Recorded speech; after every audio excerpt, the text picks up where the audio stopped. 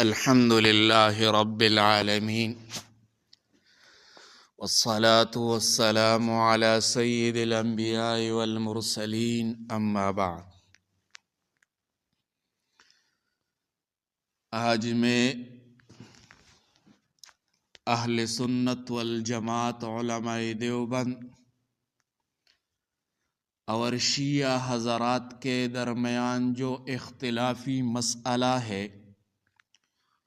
وہ بیان کروں گا۔ اختلافی مسئلہ یہ ہے صحابہ کرام رضوان اللہ اجمعین کا مقام۔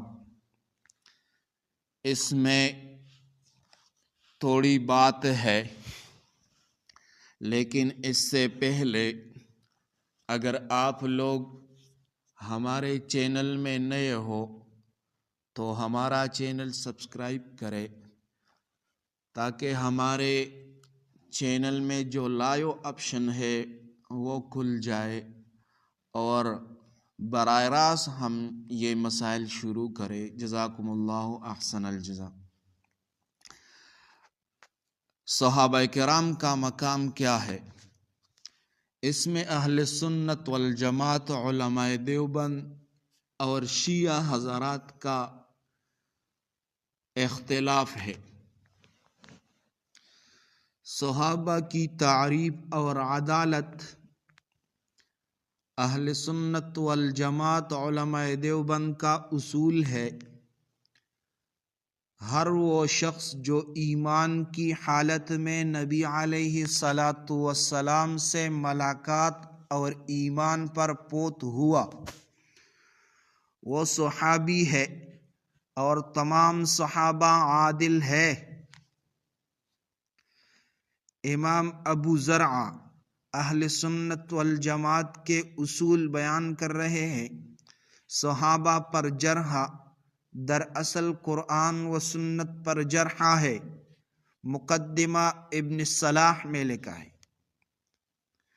نمبر 2، قرآن سے صحابہ کی عظمت واضح اور قطعی دلائل کے ساتھ ہم پیش کریں گے۔ قرآن پاک کی آیت ہے سورۃ توبہ آیت نمبر 100، والسابقون الاولون من المہاجرین والانصار والذین اتبعوہم باحسان رضی اللہ عنہم ورضوا عنہ، اور جو مہاجرین و انصار میں سبقت کرنے والے ہیں اور جو نیکی کے ساتھ ان کی پیروی کرے، اللہ ان سے راضی ہوا اور وہ اللہ سے راضی ہوئے۔ علماء دیوبند اس سے استدلال کرتے ہیں جس سے اللہ راضی ہو جائے، اس پر طعن، سب یا تکفیر قرآن کے خلاف ہے۔ دوسری آیت ہم پیش کریں گے۔ دوسری دلیل قرآن پاک سورۃ فتح کی 29 نمبر آیت ہے، محمد الرسول اللہ والذین معہ اشداء علی الکفار رحماء بینہم۔ محمد صلی اللہ علیہ وسلم اللہ کے رسول ہے، اور جو آپ کے ساتھ ہے وہ کافروں پر سخت اور آپس میں رحم دل ہے۔ دیوبندی دلیل پیش کرتے ہیں الذین معہ میں تمام صحابہ شامل ہے۔ ان کی اجتماعی تعریف قرآن نے کی۔ تیسرا دلیل قرآن پاک کی آیت ہے سورۃ فتح کی 18 نمبر آیت ہے، لقد رضی اللہ عن المؤمنین اذ یبایعونک تحت الشجرۃ، بے شک اللہ ان مومنوں سے راضی ہو گیا جنہوں نے درخت کے نیچے آپ سے بیعت کی۔ علماء دیوبند فرماتے ہیں بیعت رضوان میں شامل تمام صحابہ جنتی ہے، صحیح حدیث سے ثابت ہے۔ نمبر 3، احادیث صحیحہ سے صحابہ کرام کا مقام کیا ہے؟ صحیح احادیث سے حدیث نمبر 1، نبی علیہ الصلاۃ والسلام نے فرمایا لا تسبوا اصحابی صحیح بخاری کی حدیث ہے اور صحیح مسلم کی حدیث ہے، بخاری میں 3673 نمبر حدیث ہے، میرے صحابہ کو گالی مت دو۔ دیوبند اس سے استدلال کرتے ہیں یہ حدیث ہر قسم کی سب و تنقیص کو حرام قرار دیتی ہے۔ دوسری دلیل حدیث میں آتا ہے خیر الناس قرنی ثم الذین یلونہم، بخاری اور مسلم کی حدیث ہے، بخاری حدیث نمبر 3651، سب سے بہتر لوگ میرا زمانہ ہے، پھر اس کے بعد والے۔ علماء دیوبند استدلال کرتے ہیں نبی علیہ السلام نے صحابہ کے دور کو بہترین قرار دیا، بہترین امت گمراہ نہیں ہو سکتی۔ تیسرا حدیث اصحابی امان لامتی، میرے صحابہ میری امت کے لیے امن ہے۔ تو یہ اہل سنت والجماعت علماء دیوبند کے دلائل تھے۔ اب ہم شیعہ کا موقف اور اس کے دلائل پھر اس پر تنقید کریں گے۔ شیعہ کا موقف یہ ہے، شیعہ یہ دعویٰ کرتے ہیں اکثر صحابہ چند کے سوا مرتد ہو گئے۔ یہ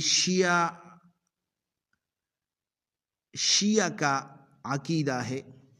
بعض بڑے صحابہ حضرت ابوبکر، عمر، عثمان پر اعتراض کرتے ہیں اور دیوبند جواب دیتے ہیں، لیکن یہ یاد رکھے شیعہ کہتے ہیں اکثر صحابہ مرتد ہو گئے، اکثر صحابہ یہ مرتد ہو گئے، جیسے ابوبکر، عمر، عثمان وغیرہ۔ علماء دیوبند جواب دیتے ہیں اگر اکثر صحابہ مرتد ہو گئے تو قرآن کس نے محفوظ کیا، دین ہم تک کس نے پہنچایا؟ نمبر 2، قرآن خود صحابہ کی ایمانی گواہی دے رہا ہے، سورۃ توبہ کی 100 نمبر آیت ہے۔ تو نتیجہ کیا ہے؟ صحابہ پر طعن قرآن و سنت پر طعن ہے۔ اجماع امت اہل سنت، امام طحاوی عقید طحاوی میں لکھتا ہے نحب اصحاب رسول اللہ صلی اللہ علیہ وسلم ولا نذکرہم الا بخیر، اسی طرح الفاظ ہے، اللہ کا ہمیں بے شمار کرے، ہم رسول اللہ صلی اللہ علیہ وسلم کے صحابہ سے محبت کرتے ہیں اور ان کا ذکر صرف ذکر خیر سے کرتے ہیں۔